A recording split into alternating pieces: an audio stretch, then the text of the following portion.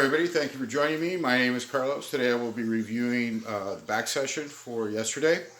So we started off with a rope pullover, which we are now using to initiate most of our back sessions. It's an incredible move to prime the muscle and to get everything just warmed up in isolation, and also it's a total back movement that it just really isolates the movement and the muscle to get everything warmed up. So again, I'm just going to review very quickly how to position yourself for this rope pullover by extending your arms out. Extend your arms out, you rotate your fingers all the way out as far as they can go, and then you bring them down like this. And this is your range of motion for that pullover. This is how you're going to do it. Okay? This is how you're going to do this rope pullover. Do not use heavy weight. You can't really use heavy weight. You'll be like flopping all over the place. You have to kind of anchor yourself. I use fairly lightweight. I'm using between 22 and 44 pounds on the pin on the pull down machine, on the pull down station.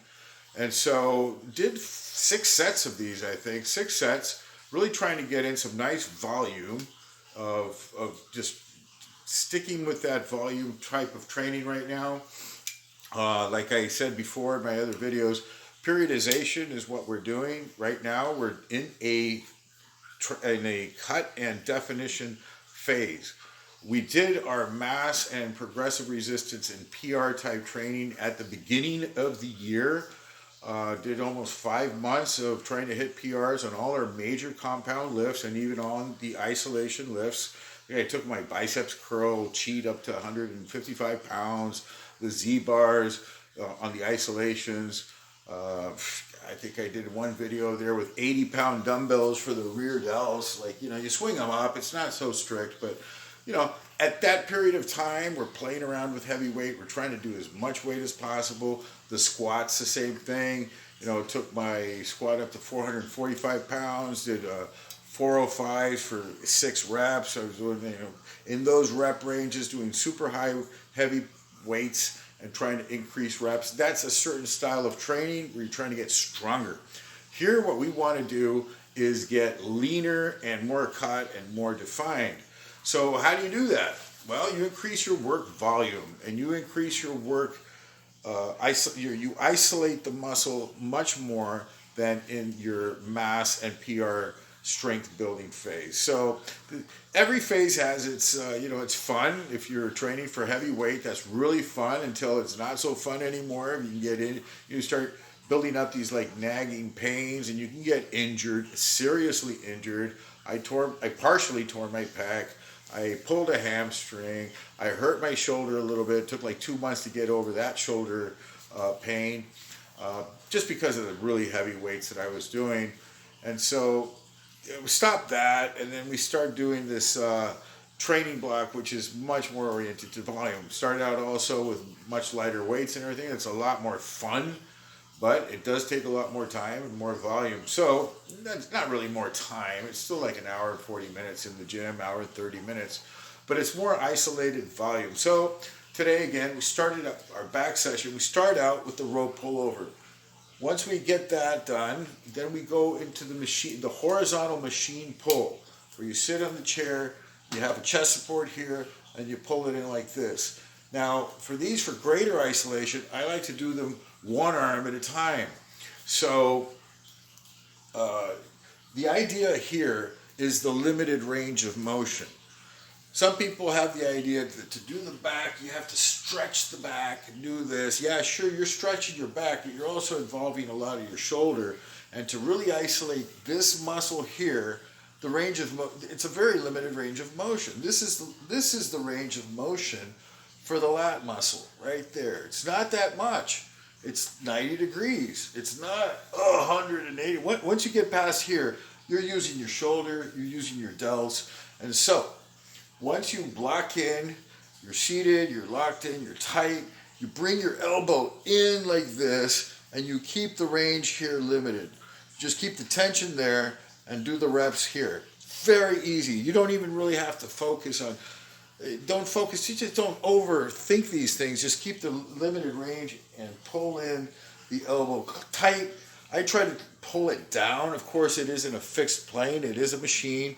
But by pulling it down like this, or by putting the mental emphasis, you get greater isolation on the lat. So we're doing isolaterals, one side, then the other. Started with 90 pounds on the pin, worked up to 150 pounds over 6 sets, like 90, 100, 110, worked up to 150. On the final set, we do a drop set, okay? So you do as many reps as you can with that 150 pounds. I mean, everybody will have a different weight range. I did it with 150. I could have gone heavier, but then the mind-muscle connection starts to get lost.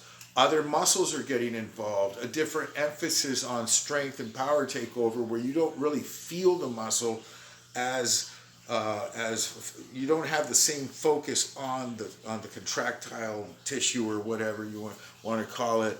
You're doing a lot more. It's just a different thing. Once you get into the heavier weight, it's harder to isolate, even if you're doing an isolation exercise. I don't know how that works. It just is. So I worked up to 150 pounds. That was my isolation limit in my mind. And then from there, did as many reps as possible. And since it's a pin, it's very easy to just drop the weight, click, 120, did a few more reps, as many as I could, rest for like 5 seconds, click it down to 90, and did as many reps as possible. And by then my lat here was, I mean, I could feel the meat just completely congested with blood. It was completely pumped. Did the same thing on the other side. And so by now, we have done 12 sets for the back. If they're not really hardcore, high-intensity working sets, so you can do this type of volume.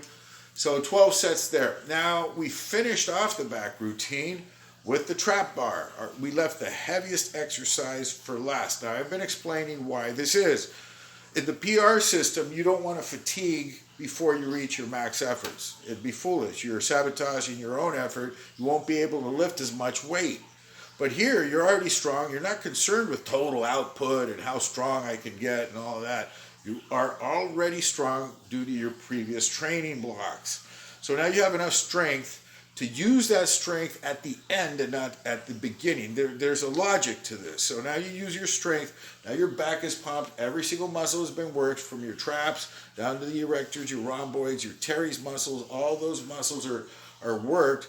Oh, and the other thing, after each exercise, not after each set, after each exercise, I like to pose and flex. Like, just flex the back, hold it for 10, 15 seconds, try to crunch it, hold it, relax it, and do like 2 or 3 sets of those posing, of those flex and pose sets. So, again, back to the trap bar. Final exercise, start off with 1 plate, 2 plates, 3 plates, and then for our max lift with 4 plates. Took a lot of effort. It wasn't as easy as I thought it was going to be, but it was doable. Got 4 reps on that. And then by that, my back was just, it was done. I mean, it'd been worked from top to bottom, from side to side. Every single muscle in my back, I could feel it. I was walking around like, oh, I'm like this shit, I mean, big. Even though I'm down to 185 pounds and 5'11", that's pretty lanky. It's pretty thin. Just trying to lose all the body fat. This is what I'm trying to do. I could go down to like 172, 175 pounds. I don't know if I will. I'm just taking this thing, going further and further in time into the diet. So this is week 7 into the diet, and I plan on doing this for 14, 15 weeks. So by that time, I should be pretty darn lean. A little bit of vascularity is starting to show. I can see vascularity on my legs. I've seen a couple of veins coming down on my abs, which I've never seen in my life. They're not protruding or prominent. I can see them in a certain light, but I've never seen them before. And so, obviously there's some changes that are happening there, which is, in bodybuilding context and in physique context, that's very exciting for us. It's like, okay, we're starting to get veins. Okay, that's really cool. Is a veiny person stronger? No, it just means that they have, less body fat. There's nothing covering that skin there, so it shows a little bit more. And that's what we as physique people or bodybuilding people like to admire and see. I like to see it on myself. I want to get the big vein on my on my arms, they're still not, showing. Sometimes they're pumped, but anyways. So that was that for the back exercise, and then I like to finish out with some easy stuff. I don't like to leave the gym right after I do my heavies, so I did calf raises and seated calf exercise there. Where you on the seated calf, did 5 sets each on those. That was fun, and there was a little thing there, a rope thing for your forearms, where you can do this thing here. I haven't done those in years. I had a little 5-kilo plate on it, 10 pounds on it. So I used that and found out I was very weak on my forearms. I need to work on that for sure. Need to get those mechanic forearms, the ones that can twist and turn really, in difficult positions. And, that's what gets some guys these really big forearms, not just lifting weights, but yeah. Anyways, so that was pretty much it for the workout today, for the session. It was quite fun. That trap deadlift is incredible, and I'm not going to go heavy on that every time I use that. It's great for reps also. Next time I'll work in the 3-plate ridge and try to do like more shrugs and stuff. Very productive, very fun exercise to do, and a nice change of pace from the typical deadlift. The deadlift is an awesome exercise. It has carryover for everything else. You get strong on the deadlift, it carries over to just about everything else in life, basically. You get strong at just about everything else. Lifting heavy dumbbells or any kind of heavy object off the floor becomes much easier. And so it's a great exercise. I won't ever talk bad about the deadlift. Can you get hurt on the deadlift? Sure. You can get hurt on anything. Be careful.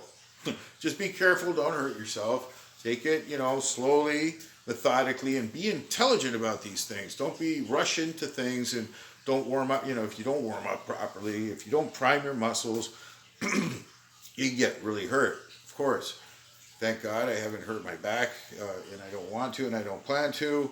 And that just means, taking it kind of methodically and taking it slower than I would, maybe like. But that's fine. We're in no hurry.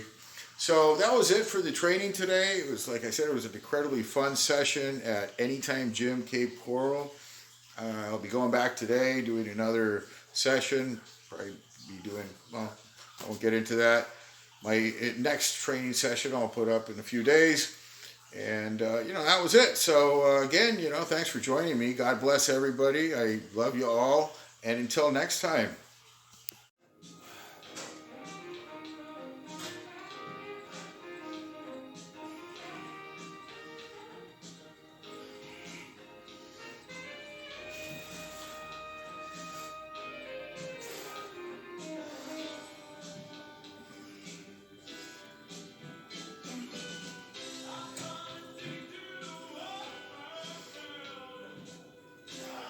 Stay.